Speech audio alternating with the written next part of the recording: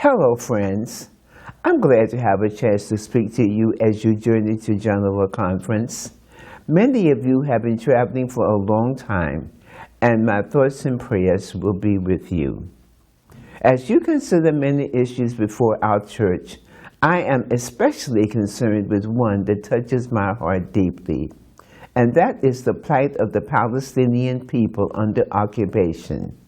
For decades, our denomination has opposed this, and Christians of the Holy Land have asked us as a church to put clear actions like boycott and divestment behind our words to help bring an end to the occupation.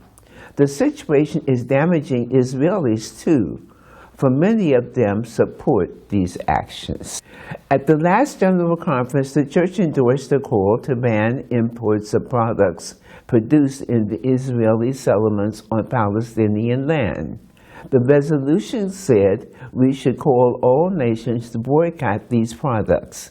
Yet we have learned that the church's pension fund is investing retirees' money in companies that operate in these same occupied settlements. If we can call on others to act, surely we should do the same thing as a church. You will have an opportunity to vote on the divestment measure at General Conference that can address this issue, and I hope you will approve them. When similar measures were considered in 2012, there was a lot of misinformation. This included a rumor that Africa University might suffer if the pension board divested. This is simply not true. We have already had ethical exclusions for a number of types of investment, and the church has repeatedly used divestment to rid itself of companies whose values did not conform with church principles. To say that this accepted tool cannot be used in this situation is just not logical. Most of you know that Africa University is very close to my heart.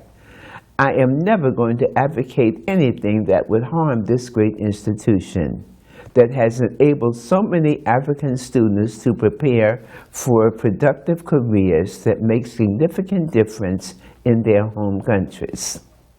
You may remember that the church divested from companies involved in South Africa in the 1980s.